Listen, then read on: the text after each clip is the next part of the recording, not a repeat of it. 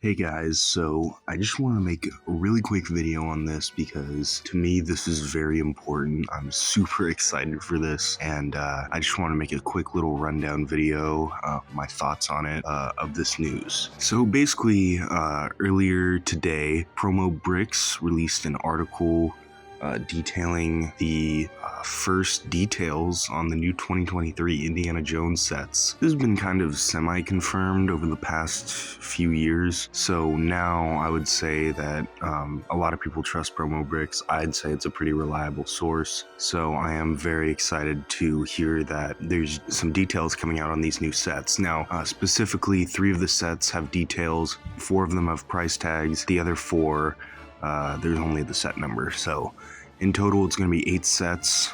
I specifically think that they'll be releasing in the early winter range, so anywhere from January to March. And that's just because it's been heavily rumored that the Indiana Jones 5 trailer will release in December, because that's usually when the big summer blockbuster trailers come out. So January to February, March, that kind of range is when I would expect these sets to come out. If that is true, we'll probably be seeing leaked pictures, maybe like possibly November, but definitely in the December area. But that's all speculation, so let's actually get into the article. So basically, it just confirms that Indiana Jones is indeed coming to LEGO. It was speculated to go under the name Coconut. That actually turned out to be the Avatar sets releasing later this year. So it turns out that Indiana Jones's code name was really Pineapple. So again, it just goes over the previous line in 2008 to 2009, and how the LEGO sets were delayed with the movie. So again, the wave is going to have 8 sets, 4 of which will probably be on the old films, while the other 4 will be on the new film. I'll go over later why I don't really expect that, but let's just go through all of the main details right now. So before we get into the sets, let's talk about the Indiana Jones minifigure. So it basically says that it has some new and old elements being used. 2 of which are the satchel and the whip. It says that both of those are the same as before, with the curled up whip and the satchel. I was kind of hoping for a dual molded satchel, but it looks like we're not going to be getting that. However, the Indiana Jones hat will be gone. We're getting a new hat mold with dual molded to have the fedora and the hair, and something I'm really excited about is that the band on the fedora will be a darker brown. Kind of a little detail, but I'm super happy that they're doing this. It's such a great detail, and it'll just make that minifigure look so much better. So the first set here is 77012. It's going to be $35, and again, I think these were details released before LEGO announced the price increase, so I believe it's either 10 or 20%. So we may be getting something near $40 for this, rather than $35. Now this set is going to be the Fighter Plane Chase. Now this set is kind of a remake from the Fighter Plane Attack from 2009, set 7198, but there are a few different things. Now this is the smallest set that we know of. The main difference is that instead of 2 planes, we're only getting the German plane. I believe it's called the Pilatus P2. However, that plane is supposed to be a lot more revised, and there's also stud shooters on the wings. So before, I believe it had flick fire missiles, so now they're just going with stud shooters. So that's cool. You get a nice play feature with that. Now, like I said, there aren't going to be 2 planes in the set. Instead, we are actually getting the German convertible that Indiana's father steal in the film. So this is also a really cool thing. Definitely much more iconic because you can recreate the scene with the plane chasing down the car and that excellent shot. And also, it doesn't describe it, but I do still hope the German plane has the feature of popping out the wings, because then you'll be able to recreate the iconic scene of the plane flying by the car inside the tunnel. So overall, the build sounds really awesome, and the car is also described as being 8 stud wide and also a very good addition to a Speed Champions collection. So for the figures, it's the same 3 figures, just updated. Another thing I really love is that Indiana Jones is going to have his open jacket and tie, something that wasn't in the original set. In the original wave, LEGO never really changed Indy's print based on his outfit. LEGO never really changed Indiana Jones's look to be accurate to the film. They just kind of kept the same print. So that's something I love, is that we're getting a more accurate version of Indy. And also the fighter pilot. So probably won't be called a German soldier, either just pilot or fighter pilot. 387 parts, $34.99 US. So that's it for the first set. Really great. Can't wait to pick it up. The next set is 77013, Escape from the Lost Tomb. Again, we have a recreation of an older set. This one from 2008 with Indiana Jones and the Lost Tomb, so a bit of a different name.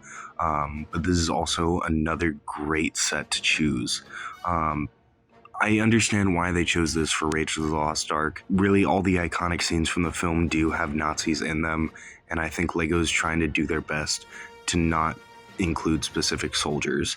I still don't know how they're going to do the whole fighter pilot. I believe that's just because they had an excuse for the name.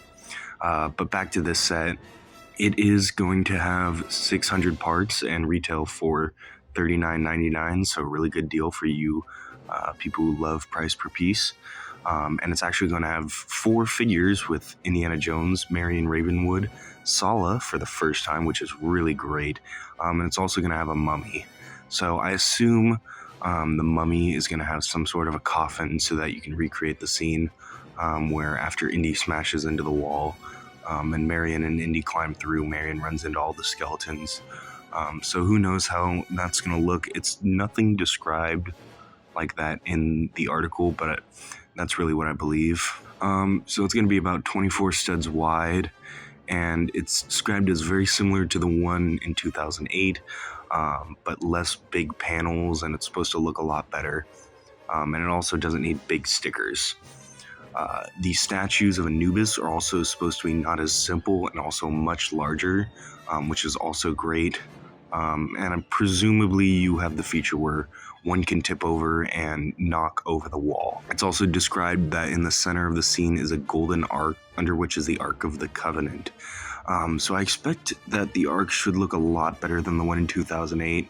That one was really simple, it didn't have a lot of detail, and I think now with a lot newer pieces and smaller, more detailed pieces that you can achieve a lot more with, LEGO will be able to pull off a much more accurate Ark of the Covenant. So again, that's Escape from the Lost Tomb with 600 parts and retailing for $40.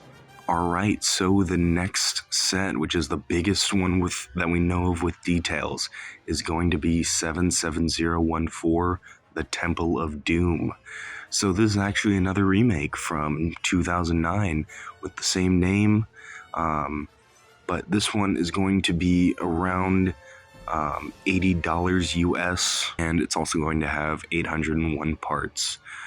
It'll have Indiana Jones with his open shirt, also Willie Scott, Short Round, Mullah Ram, the Maharaja, and a Thuggy Guard.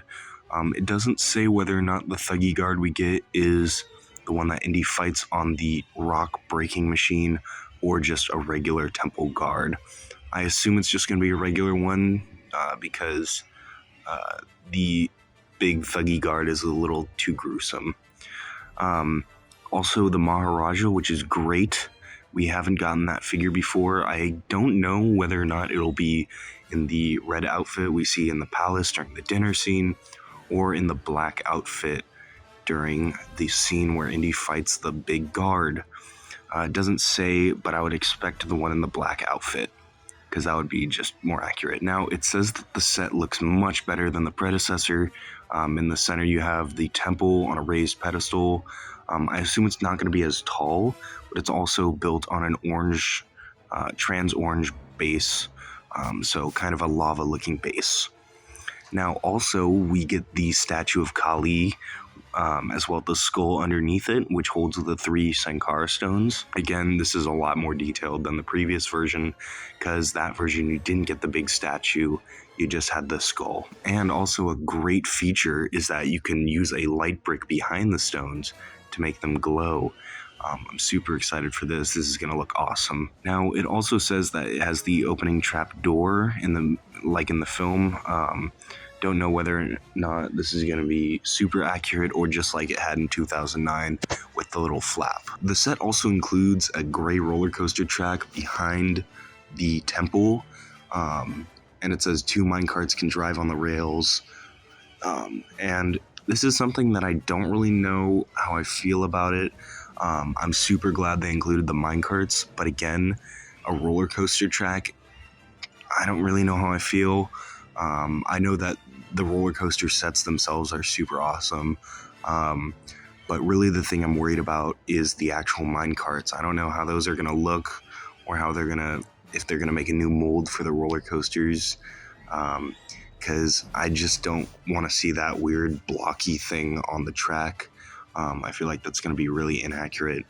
So hopefully they make a new mold for that or something to make the minecarts look a lot better and more accurate to the film. And the last thing here is that there's a water tower that can pour out onto the rails. So that's also a really great addition. I assume it's not going to be as big as in the film, but you will be able to recreate how the whole water scene, which is great. So again, that's 77014 Temple of Doom with 801 parts, 6 figures, and retailing for $80. So, other than that, we don't have any more details. However, we do know that for 77015, we do have a price tag of $149.99 US.